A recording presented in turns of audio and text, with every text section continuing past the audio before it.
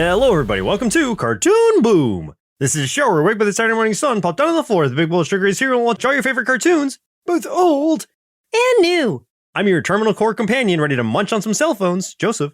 And I'm a robot living in the bump on your forehead. My name's Chris. And today we watched Furikuri. Or Flcl. Yeah, but nobody calls it that, because that's wrong. You know what, though? I call it that because it's easier to say. Well, yeah, but you're also wrong, is what I'm saying. Well, I know. Yeah, but if you're going to look it up, though, like you have to literally type in Flcl, you know? I mean, if you type in either Furikuri or Furikuri, then you'll get the same thing. People know. But it's just easier to type 4 letters as opposed to typing out all those words. It's literally the same amount of syllables. No. But letters are different than syllables. Okay. That's what I'm saying. Sure.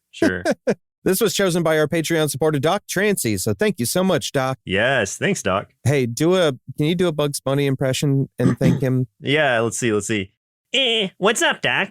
Yeah, but say thank you, Doc. Oh, thank you, Doc. There you go. Now that hurt my throat. I drank tea a minute ago, so my coat is like, oh no, my throat is coated with tea. Yeah. Blah, blah, blah, blah. Blah. So the show Furikuri aired from 2000-2001, at least in Japan, created by Kazuya Tsurumaki, written by Yoji Inokido, directed by Kazuya Tsurumaki, produced by Furikuri Production Committee, which consisted of Gainax Production IG and King Records, ran for 1 season, 6 episodes, at least this version of it. Originally, I'm not sure where it first aired in Japan back in 2000, but it came to America on Adult Swim in 2003, which is where we would have first seen it around that time. Yep. Which makes total sense since I think it was college, like my first year of college that I actually saw it, first or second year, something like that. Yeah, same. For short synopsis, mysterious things start happening when 12-year-old Naota meets a strange woman on a Vespa wielding a big guitar. Actually, it's a bass, but it's okay. Actually, it's a bass guitar.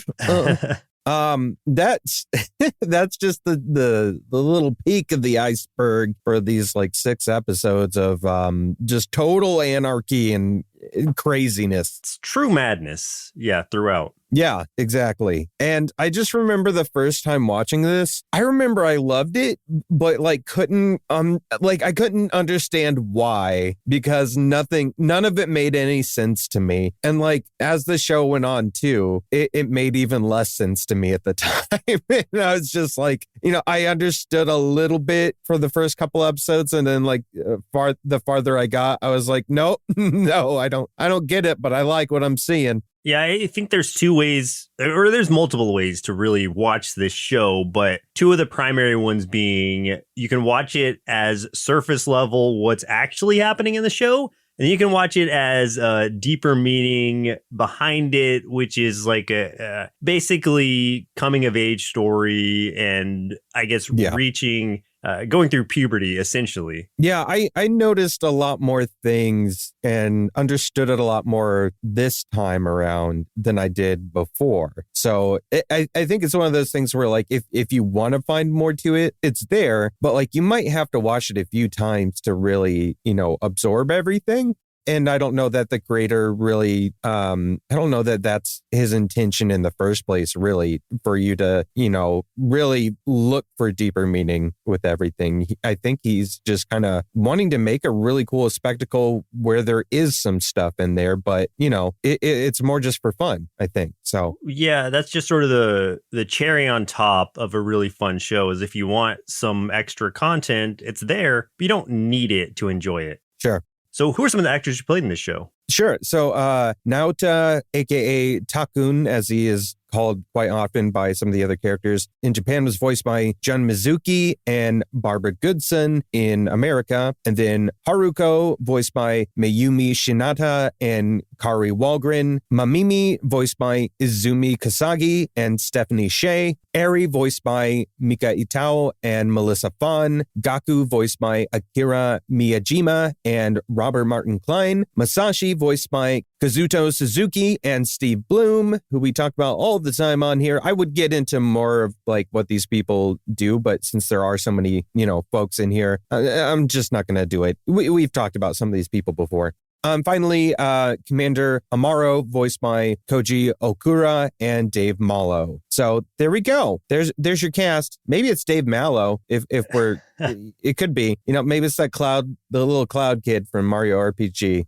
I'm just gonna picture it's Mallow. Yeah, maybe Mallow's first name was actually Dave. Dave? He just went by Mallow. That was his nickname. Yeah.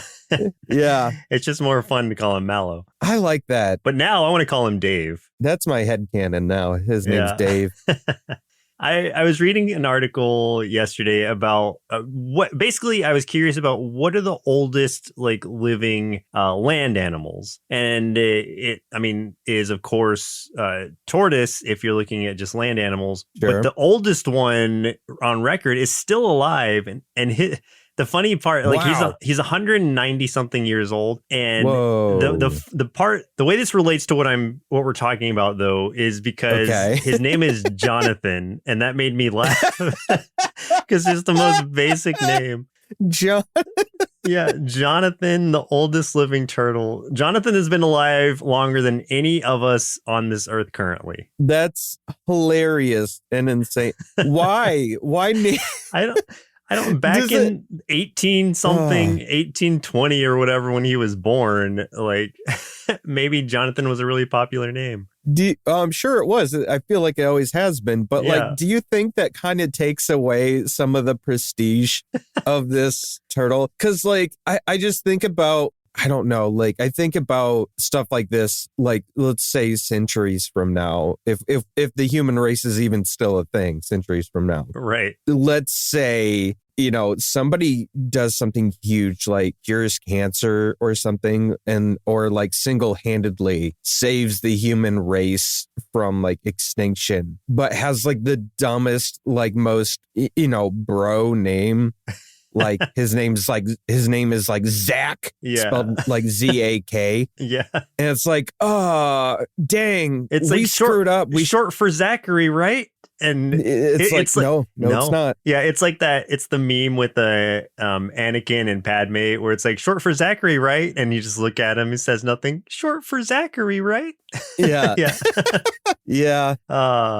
So Jonathan, oldest living mammal, or not mammal, oldest living land animal, period, as of right now. Imagine I don't know. At least his name isn't Chad though, Oh, that could be pretty bad. What if that just reminds me of how there is and y'all look into this because this is the greatest thing ever. How the reason that there's a lot of laws being looked at as far as what can be copyright with AI and stuff goes back to this story of a monkey that took a photographer's camera and took a picture of himself, and could that be copywritten? And they're I think the Supreme Court decided no because it was taken by a monkey, but that monkey's so basically that set a precedent for a whole new set of laws, but that monkey's name was Naruto, so it just it's the Naruto really, law. Yeah, so it really kind of messes with the professionalism and prestige of the sound of all these things. I think just naming animals in general is a silly concept, and it's hard to escape not laughing at an animal with a serious name like that. Yeah. But I don't know what a perfect name for a turtle would be, I don't know. And the more I thought about it, I was really any name I throw on them just sounds ridiculous on a giant tortoise. Well, if we take a look at the U.S. versus Naruto, Section 8.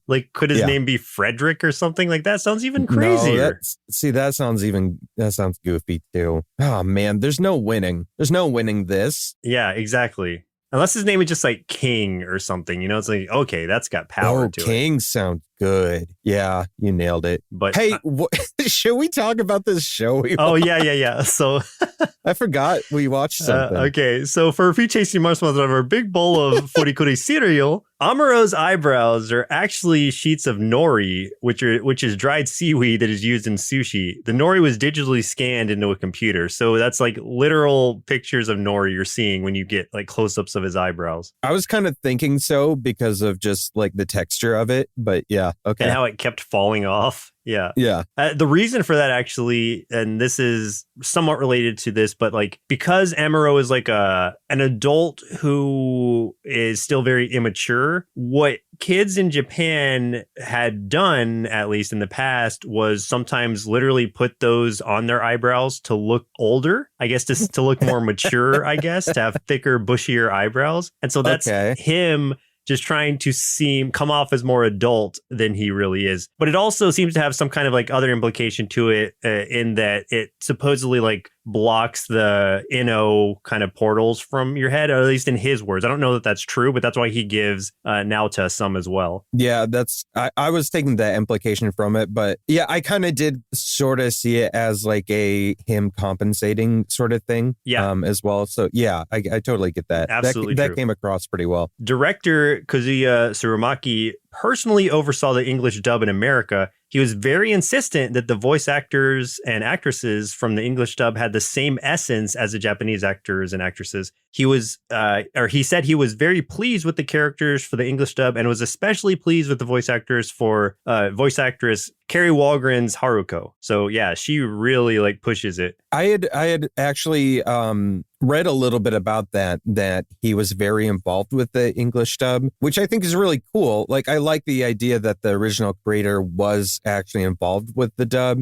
rather than it just going to a studio and them picking that. Like, he specifically listened to the voices and was kind of like, no, this is the voice for this character. I think that's super awesome. Mm-hmm. And I think he said too something about, you know, he didn't necessarily pick people that had a lot of experience under their belt. Like, some of them were not experienced. He just picked them specifically because of their voices. And like, you know, if he would have picked somebody else, they might have had an easier time and it might have been quicker for them to do, you know, production and everything. But that's just not the way he wanted to go. So I thought that was pretty cool. Yeah. A lot of it revolved around him really making sure the English translation of it wasn't corrupted from his original vision, which is great. Despite the title spelling, and this is where what we were talking about earlier comes in. Right. Yeah. The title is intended to be pronounced Furikuri and not Flcl. The letters Flcl are a romanization of the 4 Japanese katakana characters that spell the title Furikuri in an oft-repeated term by the characters, but its meaning is never specifically explained. But I was looking into it, and the general consensus for it is that Furikuri is the sound of the kneading of bread, which is why they had like the bakery and everything that they own. But also, like in a dirtier sense, it's also a euphemism for sure. Yeah, the euphemism of basically fondling a woman's breast. Yes. Yeah. Which is the sexual aspect to it, which is a very big part of this show. Yeah, this is everyone in this show is a pervert to an extent, except for maybe Takun or Naota. I feel like he's the only one that really isn't. But like everyone else around him really, really is, especially his family. Oh, 100%. And all the girls around him, for sure. Yeah, but they all have their own reasons. Like, it's not just being perverts for the sake of being perverts, except I guess maybe his dad and his grandpa. They just kind of are. Yeah, but the rest of them have their motivations. Okay. Yeah. Haruko refers to Naota as Taro-kun several times during episode 1. Taro is perhaps the most generic name in Japan for a boy and is used as a placeholder for unidentified Japanese males like John Doe. So basically, the reason he keeps being called, or the reason they keep calling him like Takun or whatever, is because that's like them just saying, "Hey, John," like just calling a generic character name. Yeah. So it was Mamimi keeps calling him Takun, and Haruko keeps calling him Taro or Taro-kun. And that's kind of Mamimi's way of like naming everything she comes across, just like the robot pet she gets later. She starts calling him Takun. Yeah, so generic boy name, but also I think in Mamimi's sake, that was her nickname for his brother. Yes. And so that's why she's just like transplanting that onto everyone because she's a lonely girl. Yes, she is. The reason for characters like Haruko being left-handed and enjoying spicy things is reflective of Tsurumaki's own admiration for such people, as he considers them to have more daring and open personalities. The main character, Naota, is a reflection of Tsurumaki himself, who is more introverted, right-handed, and does not typically enjoy spicy food.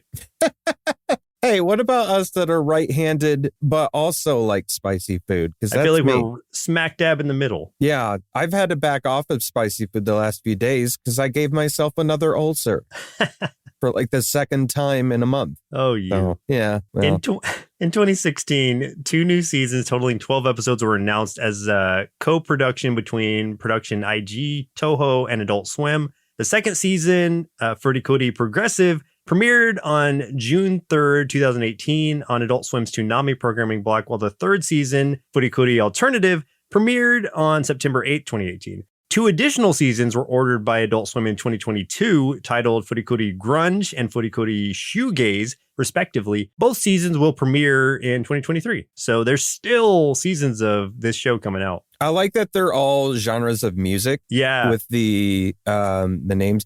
I'm surprised they went with shoegaze because I never hear anyone talk about shoegaze, which is one of my favorite niche styles of music. I don't even know what that is. I'll send you some shoegaze style music later. Okay. But I'll recommend my favorite shoegaze style band. They've kind of moved on from that style in their later albums, but Pause, PAWS. I feel like I've heard of them. Some of their early stuff. You've probably heard me talk about them before. Yeah, maybe. They are one of my favorite bands of all time, but their earlier albums, total shoegaze music. Love it. Okay, the last thing, because I could go on and on about like all the marshmallows within this show. Avatar: The Last Airbender director Giancarlo Volpe has stated that members of his staff were all ordered to buy this show and watch every single episode of it. And then Chainsaw Man creator Tatsuki Fujimoto has stated that in his 3 million copies sold thank you letter to fans that Chainsaw Man is a wicked version of Furikuri. Nice. Yeah. Yeah, I've actually heard that Chainsaw Man owes a lot to Furikuri. Mm-hmm. So, but I haven't seen it yet, so I can't really say yay or nay. So good. This creator, though, he's also the creator of Evangelion, correct? At least the animation team that worked on Evangelion, Gainax. Which makes a whole lot of sense when you think about it. Yeah, this is like a less serious version of Evangelion, but still with all of the deeper meaning behind it and that symbolism. And with all the crazy. Yeah. I think this is even crazier than Evangelion is. Like, it's definitely wilder. By far wilder. Yeah. Let's go ahead and start talking about the actual show itself. Let's do that. First episode being Furikuri. Naota wonders why a young woman has started stalking him. that's the summary of the first episode. Okay, yeah. Fair. I think that this is probably the most out of all the episodes, and I'm trying to say definitely from the 3 that we saw and from what I remember of having watched the show back in the day, like all the way through. This episode's probably the most grounded out of all of them, which doesn't say much, but I think it's because like everything goes hog wild as soon as Haruko shows up. But like this introduction into Naota and Mamimi is probably the most grounding, most human stuff you're gonna get in the series, and it's like a very I don't know. I really like. I feel for these characters, and I really like them, even though there's a lot of things that I think you're not supposed to like about these characters. But I like them a lot because it's a very, I think, honest look at when somebody you're close with is no longer there, kind of the void that can be left by them, and how people don't deal with that in the greatest of ways sometimes, because that's kind of where this picks up, is where Naota's brother has left to become a baseball player in America, and just kind of the fallout from that with how Naota doesn't have his brother anymore, and just is struggling finding his place in the world as part of that, and trying to live up to his brother, who was kind of his idol, and then his brother's ex-girlfriend, who he kind of left high and dry, who is now projecting all of her affections onto his younger brother in a very inappropriate relationship, and is kind of using him emotionally and a little bit physically because she's lonely. So it's a really interesting, I think, honest take on like this just human relationship that I feel like you don't really see a lot in I don't know, in like what I would say like shonen, I guess, you know? Yeah, but I guess this one's shonen in a way, but In a way, yeah. I'm trying to. I like if I'm trying to place it, I guess I just say that just because it revolves so much around a young boy, but I don't know. yeah, but it's I guess it's less a progression of power in this case as much as it is just a progression of finding oneself. Yes, that I agree with. Yeah. So yeah, like his brother left them both not, on any bad terms, but it left a void in their lives, like you said. They live in a small town that's generally very boring, it seems like, and that's why there's just nothing exciting going on. So for Haruko to come, who is this pink-haired, left-handed girl on a Vespa carrying around a bass, who just like flies in and just throws a ton of excitement into their worlds. Like, of course, like Naoto's going to be very attached to this idea just to change things up a bit. Right. And I just love her introduction because when she does come in, this really kickstarts what I love about this show is the just off the wall, like almost like, I don't know, like spastic animation, and just it has this energy to it, which all starts with her and the music that backs it up. So the band is the Pillows, and they are fantastic. I love them. It's Japanese alt rock. Yeah, I was listening to them on Spotify all night last night because I was getting into it. But she just comes in flying and smacks him in the face with her bass guitar, like, runs him over, hits him again with the bass guitar after the fact. It makes this big old bump on his head. It's just, it's really funny, and it's just so energetic because it's, you go from this sad, depressing intro that's just, it's calm and sad and really melancholy to all of a sudden it's just like this injection of adrenaline just out of nowhere. And it's just pure chaos as soon as she's introduced. And really, the show kind of persists like that. We have that moment of calm, and there are moments here and there where it goes back to that, but it is rare once Haruko comes into the picture. Yeah, exactly. And basically, like, we don't really get a lot of insight into her at first. Like, the reason that she is kind of there really plays out a little bit later. In fact, we don't even know that much about her until like some of the other episodes that we even watched, which are some of the last episodes of this miniseries, which I think is kind of interesting because she kind of shows up and then she's just kind of there, for several episodes before you really know why. But yeah, and it's rewatching it and knowing what her intentions are from the beginning makes you perceive the actions she's taking much differently. Yeah. And it makes them make a lot more sense because right now it just seems like she is flirting and really like making advances on this 12-year-old kid for no apparent reason.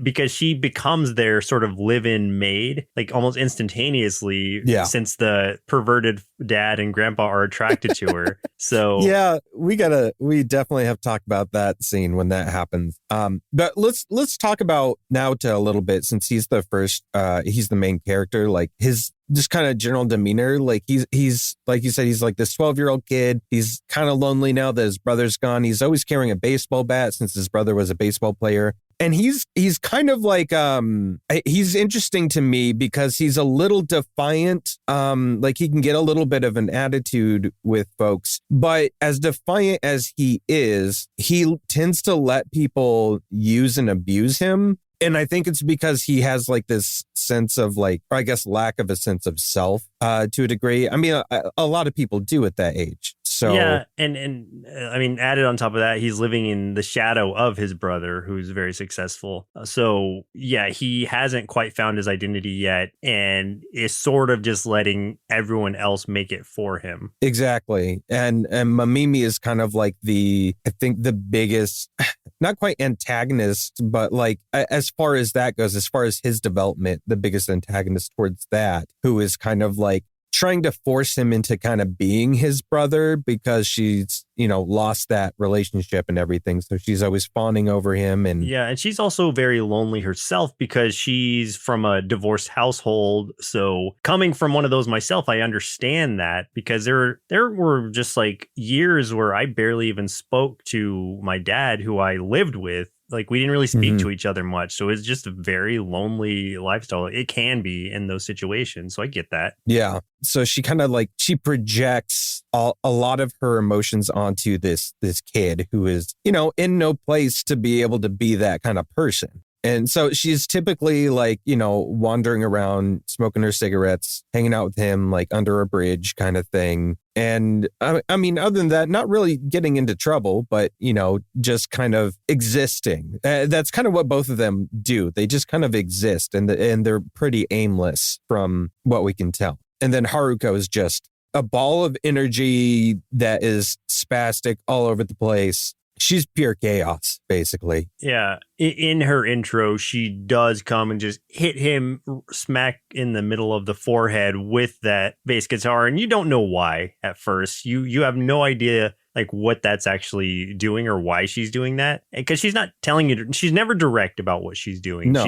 But she always has ulterior motives. You're just not sure what they are at this point. After a while, in this same episode, after she hits him with the guitar, like this basically large like spike horn erects from his head.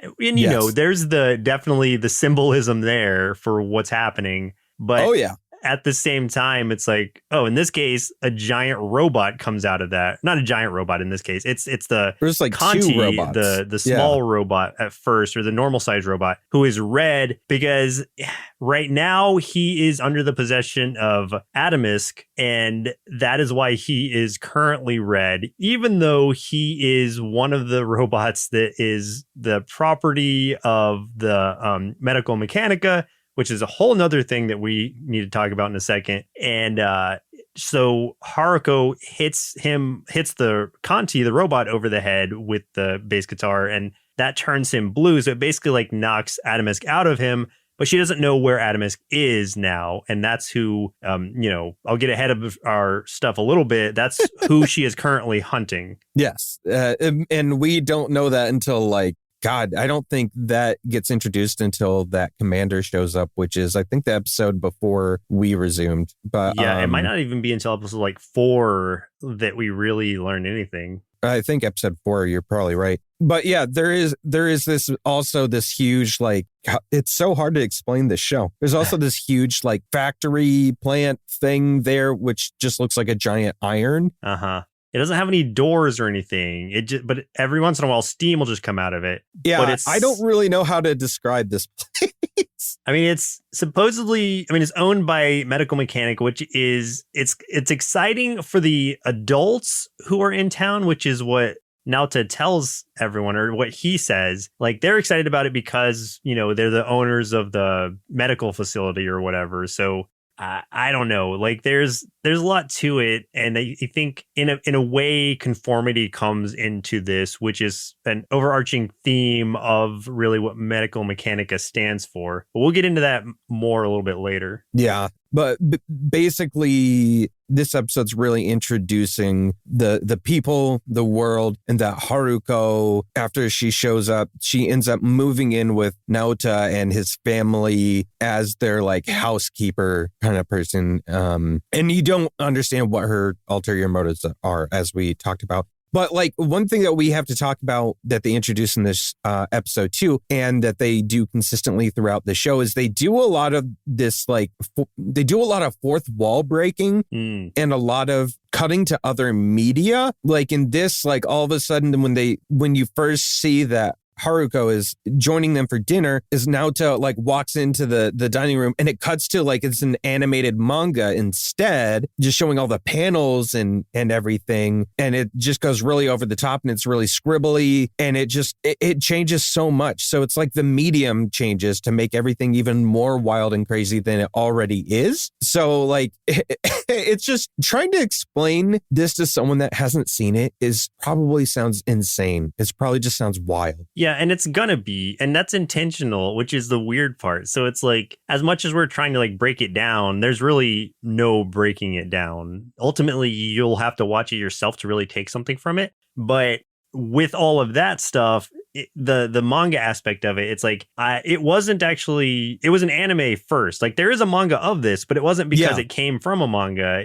The manga came after the fact. So it's like this was just part of the animation intentionally put in there. And it's not just that style that it takes. Like there is a later episode where it goes into like South Park style, like literal like South Park animation. Yeah, we're going to talk about that next, actually.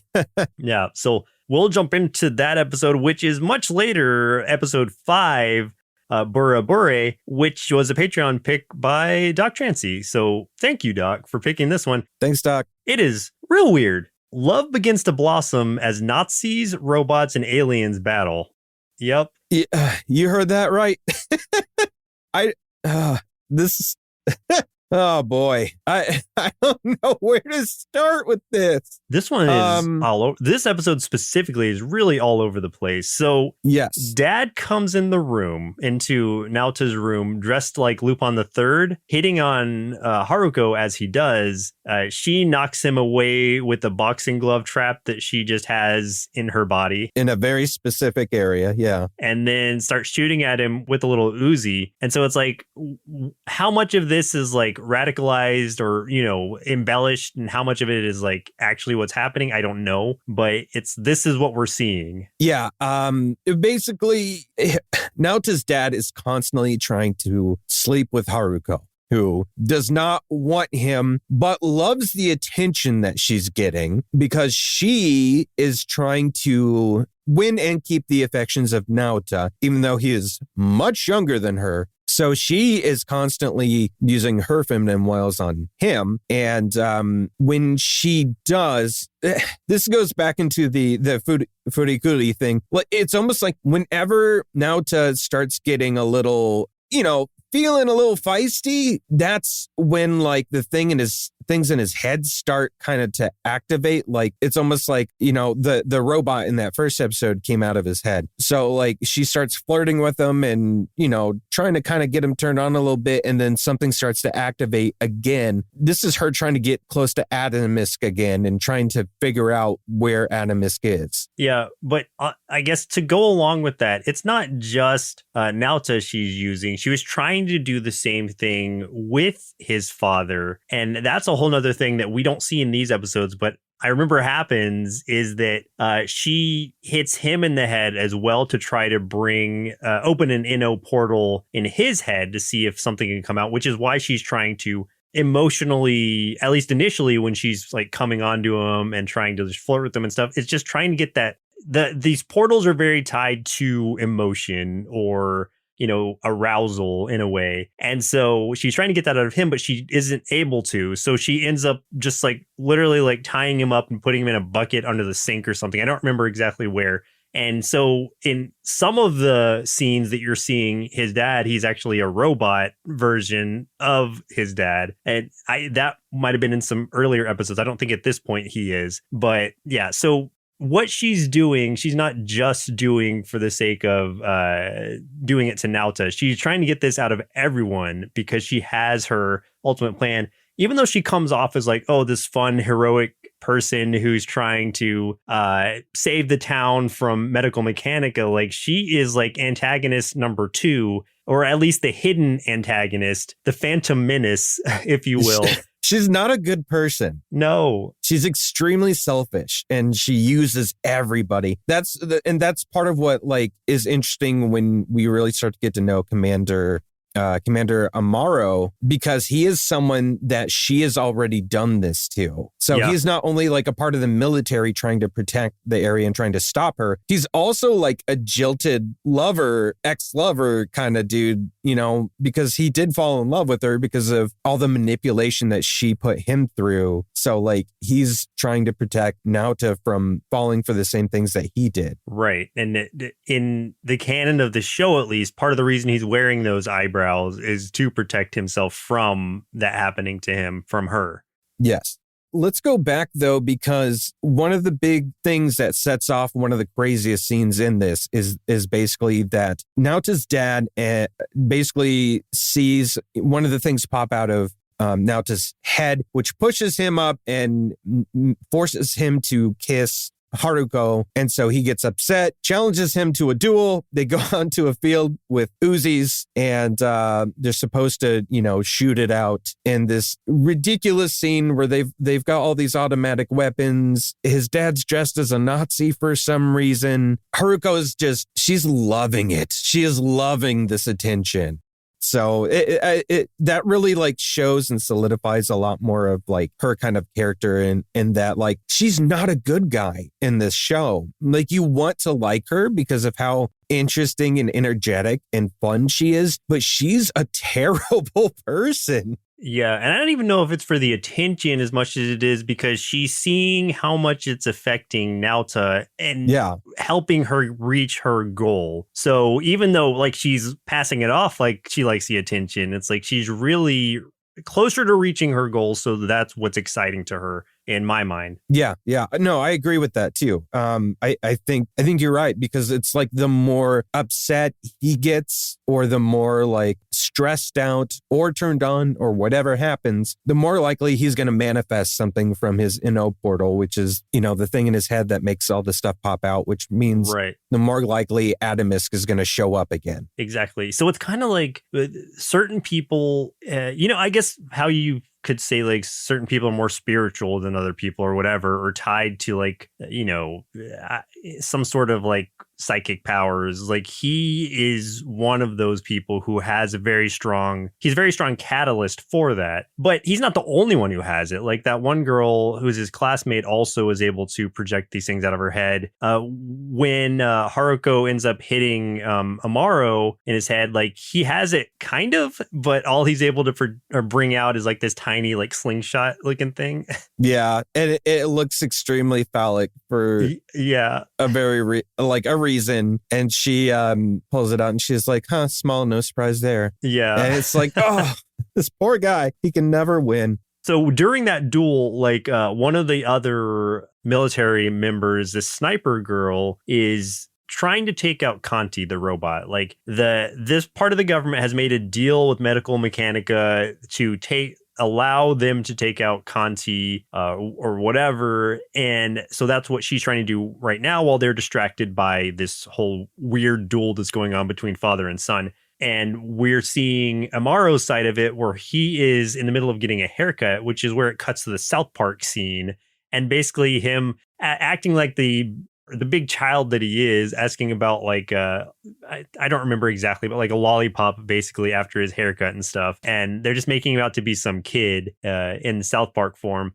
And we eventually get to the point where Haruko confronts Amaro and is holding a razor to his throat while he points a gun at her head, which is where a whole nother battle begins. Right. And that was the big scene I liked out of this one, was the barbershop fight where he starts shooting. Well, he has a bunch of dudes come in, a bunch of agents come in, starts shooting all these bullets at her, machine gun style. She's just fighting with this straight razor and just chopping all the bullets in half as they're like coming at her, which is crazy. I just thought that was really cool. But then her bass guitar also becomes a shotgun and she just starts blowing everybody away and just destroys the barbershop. And then I like that he loses his eyebrows and he's trying to find them. And that was cracking me up too. Like it was crazy. Supposedly the reason that he gives, at least Amaro, and we can only, he's a untrustworthy narrator or whatever at this point. Like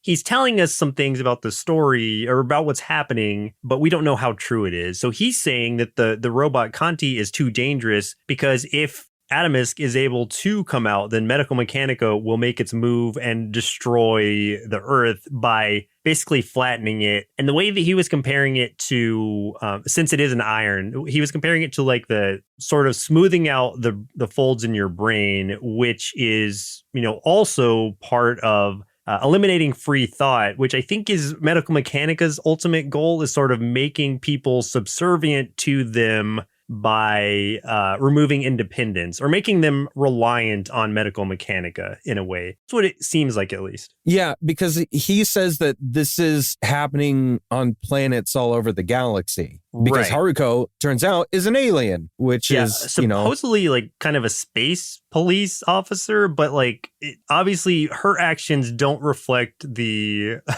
wants of her company, if that is even true. Right, exactly. And Adamisk is supposed to be a space pirate king who has the most powerful amount of NO power, which so much so that he can essentially teleport or bring out entire galaxies from his head or whatever. Yeah, which she's trying to track down, not only because she's in love with the guy, but also because she wants his power. Yeah, probably more the latter than the former. Yeah, so it's kind of crazy. I mean, it's everything we say sounds crazy. So I guess me saying, "Hey, that's kind of crazy." that part. That's the crazy part. Oh boy. Yeah. I don't know. I don't know what else to say about this episode. We get a giant robot battle at the end of it. Most of these episodes have a giant robot battle. There's always a giant robot battle. This one's kind of like a bandit kind of cowboy looking one who has multiple arms and is kind of firing giant six shooter guns. Like, this is a giant robot, not just a small one or anything. I didn't enjoy that. Yeah. Yeah. And so it was a cool battle. We get Red Conti comes out again. So Adamus comes out and possesses Conti again. And then by kind of eating Nauta, like absorbing Nauta into him, I guess that's part of how he's able to channel himself. Yeah. It turns into a giant gun and like blast a hole through this robot, which is also shown to be a giant hand just under sort of a poncho. And because that'll come into play in a minute. And it fires a bullet and it gets deflected away. And that bullet ends up being just a dematerialized Nauta. We find out later. This all sounds so weird as I'm trying to explain. I don't know how to explain it. I'm listening to you right now, and I'm like, this sounds like you're just making stuff up. I know, as you but go along. It's all true, though. I promise. Or like you're just trying to tell a dream that you had. Yeah, that I'm barely remembering. And you're barely remembering. Yeah, exactly. This is how it sounds. We sound like crazy people. We sound insane, but for a good reason. Okay, so let me summarize it in saying that this giant hand robot gets destroyed, or at least lies dormant, but in such a way that it's positioned like in front of the iron, where it looks like the giant iron factory that you were talking about earlier. This isn't getting any better. In a way that it looks like it's a hand about to grab this iron and start ironing out the world or over the world.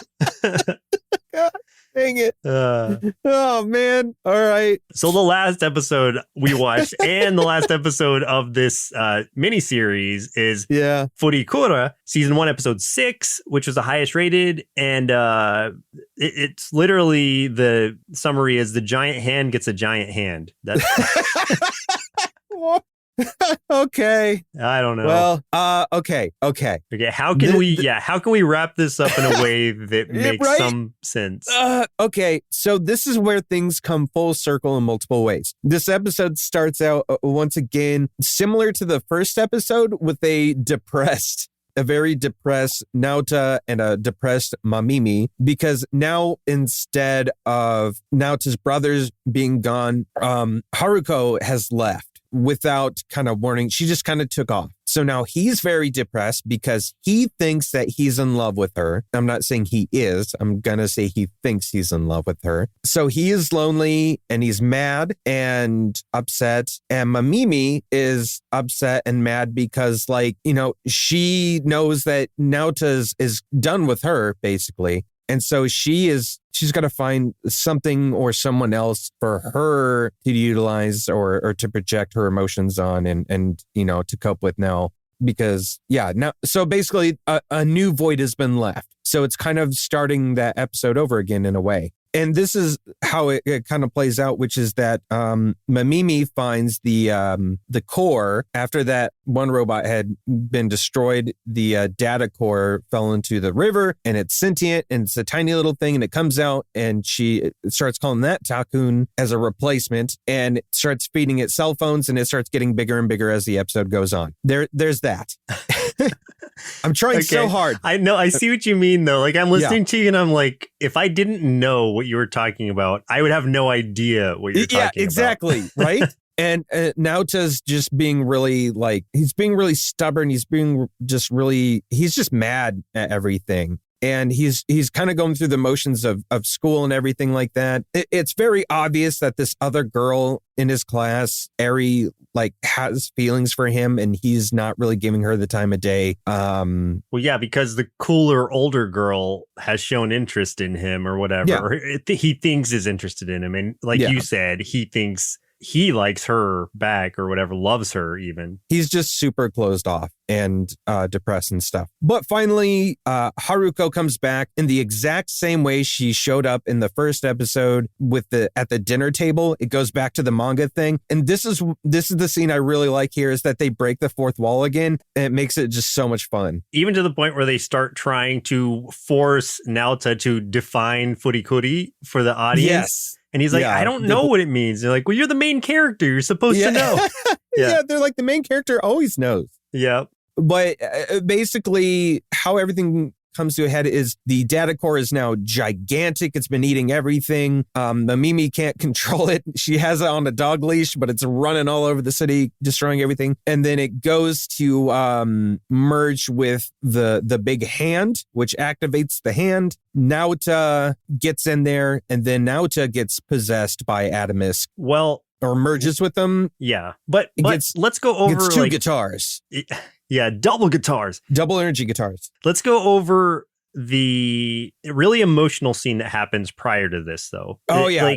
It's rare that this show gets this serious, but this is a really big moment, and one where I think almost what kind of sets things in motion ultimately to how they end up, because this is really the kind of closed off Naota expressing himself openly to Haruko. So yeah, like you said, he had missed her. She was gone without a trace for a while, and they're just laying in bed about to go to sleep. She's on the top bunk, he's on the bottom, and he doesn't even know she's awake. He just kind of is throwing out there who are you really? What are you? Where'd you come from? And she's been awake and comes down or looks down and surprises him, ask her if he wants to come with her, basically on her hunt for Atomisk, and throw everything away and come with him. And that's where he just kind of breaks down and starts crying, asking her where she went and why she left without saying anything.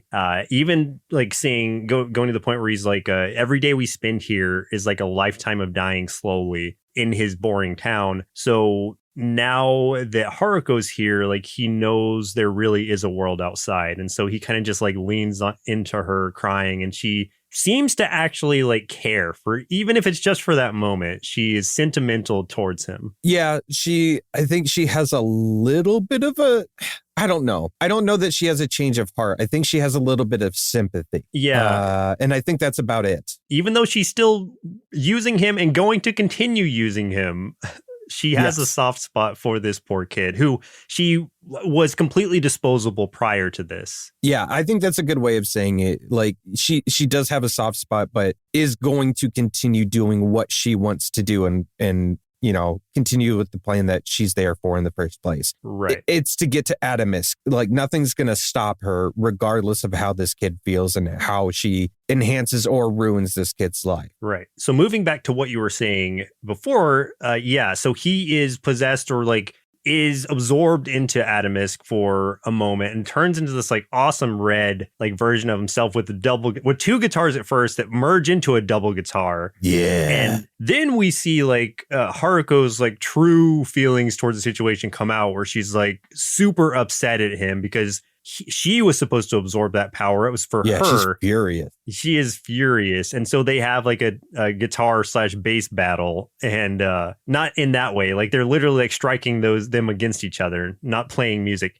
It ends up with her getting kind of thrown aside and him flying up and starting to charge down towards her. And at this point we're thinking this is him about to try to deliver the final blow or whatever. He's got his merged double guitar now, and right when he reaches her, he stops. Atomisk kind of disperses out of him for a minute, and he just tells her he loves her and kisses her, and that is the huge moment where his emotions are completely released. He's finally swung the bat, as they said in a different episode that we didn't watch for today's show. But yeah, he's finally let his emotions out and taken his chance. And that's what allows the NO in his head to open up so big that Adamus is able to escape out of it. And he ends up being like a giant red phoenix looking bird. It's pretty cool. Yeah, it's awesome. Like, this is a fantastic scene all around. And then to much of the dismay of Haruko, like Adamus escapes again off into space. Yeah. And that kind of ends up being like sort of towards the end where she does offer, and this is where it does kind of show that she does have a little bit of that soft spot. Like, she doesn't love Naoto, but she does have a soft spot for him, where she's just kind of like, yeah, I'm still going to go after him. And then she just kind of like, do you want to come with? And when he's unable to really respond, she's just like, you're still just a kid. And then she takes off. So, right. So her selfishness wins in the end, but she is sympathetic towards this kid finally. And then, like, the whole series closes out with seeing Naota kind of like with his classmates, the folks that actually are his age, and with Eri kind of treating him in a way that was similar to both Haruko and Mamimi in different ways, but like in playfully. And it's kind of like, oh, you know what? And he's actually talking to her. It's like, maybe there's some hope for these two after all. So yeah, so it's like finally an age appropriate relationship too. Yeah, exactly. Because they're both just sixth graders. And then we get the closing out scene is pretty cool and really could go multiple ways. But we're seeing like Haruko's bass guitar that she left behind in Naota's room. It's just sitting there alone, and we could kind of zoom in on that, and then a single note just flickers on it, right. And that's how it closes out. So it's like, that's cool. We don't. It's maybe a way of her like corresponding with them or something. We're not sure, and they don't ever explain that to my knowledge. Mm-hmm. So it's like, well, it just is what it is. You accept it. Sure. Well, Chris, looks like it's about time we send our kids to Mabase to help make Naota's life a little more interesting, or maybe just absorb Atomic power to become pirate kings themselves, then see what they thought of Furikuri. I have never been more confused in my entire life. But for some reason, I still loved the show. There was so much action and cool music and Vespa girls hitting people with guitars. I hope my pimples turn into cool robots. Getting older is gonna be great. Even though this show looked and sounded amazing, I don't think I really understood it. But either way, I still had a great time. If growing up promises me a robot maid and bass-wielding Vespa girl, I'm in. I feel like Vespas just aren't utilized enough. Like, this show made Vespas so cool, Yeah, and I can think of a lot of really cool, like Akira Toriyama art that involves Vespas too, like Goku on a Vespa or Bulma even. Absolutely. So yeah, maybe let's bring Vespas back. Yeah, I think we need to bring back more like, I don't know, 90s Japan city influence things back, like, Vespas and Japanese city pop music is fantastic. We need more of that. We could probably do without the comical Nazi wear, though. Yeah, let's. America's already tried to bring some of that back. Let's not do that. Yeah, no. Let's keep that out of here. Let's not do that. So what did you think of the show overall, and would you rate it? I had seen this show so long ago, and when I think about it, it makes me feel really old. That I think when I first started college is when I had first seen it. So my perception of it then was obviously much different than now, since I've had so much more experience in life. I love the soundtrack of the show. The animation is obviously top tier, and the show as a whole is just a really fun ride. It's like a perfect encapsulation of the awkwardness and confusion that comes with growing up, especially when going through puberty, and is not subtle at all about displaying this, both metaphorically and literally. The frantic jumps between styles from scene to scene, along with the exaggerated interactions, help give it sort of a frame of reference for a preteen's perception of events that he just doesn't quite grasp yet. But it could also all just be seen as like being absurd for absurdity's sake, and that's fine too. Whatever the case, I think my takeaway from this is whether you want to dig in and find a deeper meaning behind it all, or just want to watch to see robots getting bashed with electric guitars, then you're going to find something to love here. So overall, I'd give Furikuri 5 big bowls of seaweed eyebrow cereal out of 5, and obviously think that this one's a must-see for anime fans. Yeah, I think that the show has deeper meaning if you want to look for it. Kind of like you said, but if you don't want to, you can just sit back and forget and just kind of enjoy the scenery and the gags and the electrifying music, because this show is anarchy in animated form. Now, there's something to be said for, I think, the slight frustration of a show not following a clear story. This show falls into that just like Evangelion. So I think what could be seen as a strength for some is also a problem for others. I'm somewhere in between. I think there were times where I was totally along for the ride, and there were times that I wish I was able to understand a little bit more about the world, because that like neurodiverse part of me just wants to like catalog and organize everything neatly in my head so that I have a clear picture of what's going on. But ultimately, where the show shines for me is each of these main characters all going through the pain of growing up and coping in non-healthy ways, which is the most relatable thing I can think of personally. So like, even if you forget all the aliens and the robots, which is amazingly cool stuff, at its core, you still have a young boy who doesn't know who he is and keeps pretending to be who he thinks that others want him to be. And he lets people use him often because of it. And you've got Mamimi, who does that for the loss of her boyfriend, and Haruko, who has a history of doing that over and over again to get what she wants. It's a very human story amidst all the crazy. But then you get to add the crazy in, you get to add the robots, you get to add the over-the-top kaiju battles and all of the other stuff and all of the visual gags and all of the humor. And there's a lot of like over-the-top, like dark violence, like dark humor kind of stuff. And it just makes for such a fun, wild show. It's almost like I was trying to think of this yesterday of like a good way of trying to describe this to somebody that hasn't watched it. But like, if I only had a way to say this, like if anyone has ever seen the movie Heavy Metal, it's like Japan's version of Heavy Metal, but as a mini series and using alternative music instead of 80s hair metal. That is what it feels like to me. It is just wild and untamed and insane, and it doesn't always make sense. But at the core, there's a lot of substance, and it just is, it's there for a lot of fun. So I gave Furikuri 4.5 bowls of preferred father cereal out of 5. So thank you so much to Doc Trancy for bringing this forward. I was really excited to get back into it. I'm really excited to check out some of the sequels to it. I've heard good and bad about. I've heard one was really good, and I heard one was not as good. But I'm still interested to see, especially to see if they're like totally different stories or same characters or what. And with more coming, that sounds like there's a lot to digest. So I'm interested for sure. Yeah, thanks for bringing this to us, Doc, because it had been so long. I didn't realize how much there was to appreciate in this show. I am a little worried about watching more of it, though, because I almost like this as just a little capsule here, as Sure. like leaving the rest kind of open to imagination. I don't want things like overly explained to me, or like even if something is like, oh yeah, that's spot on what I thought it was. Maybe I just want it to stay as like this is what I think it is, not what I know it is. You know what I mean?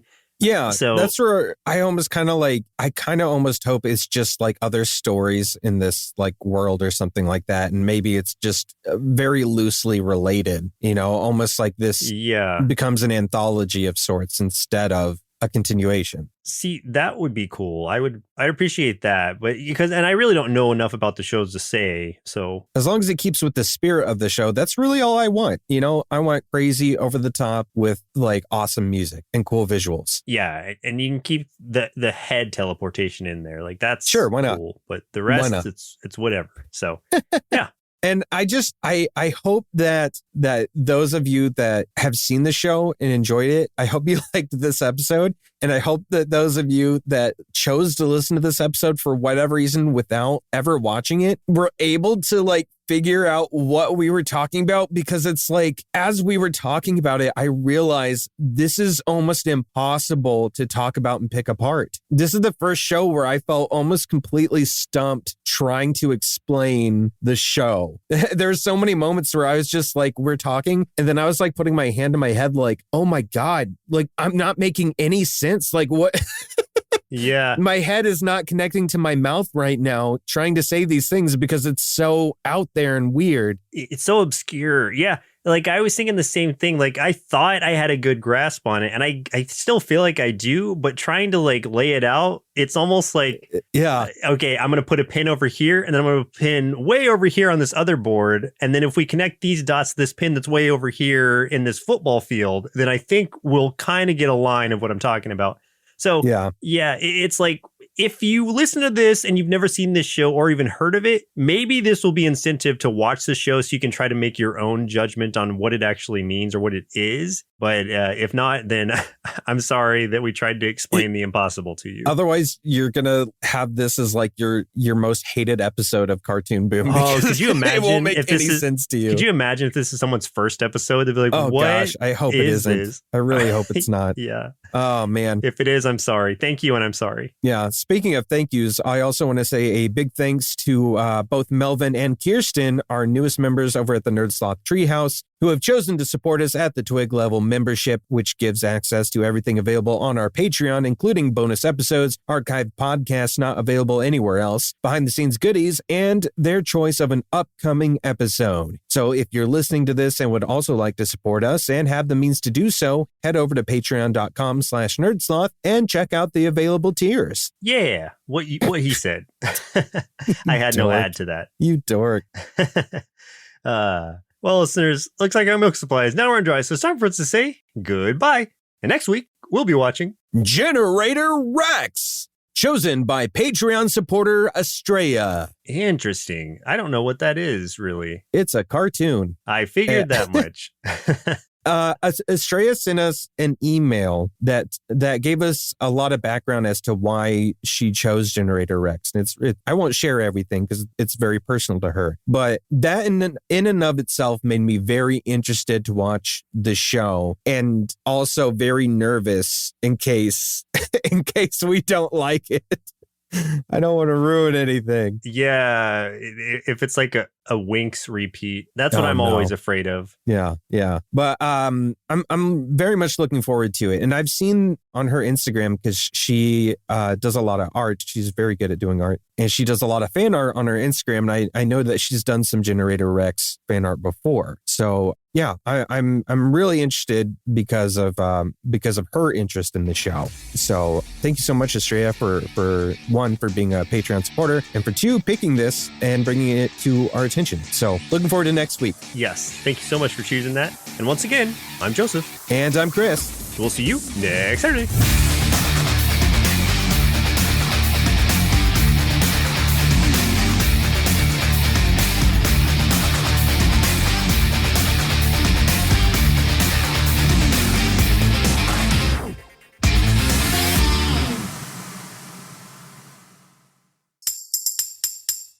Presented by Nerdsloth, a place for lazy nerds.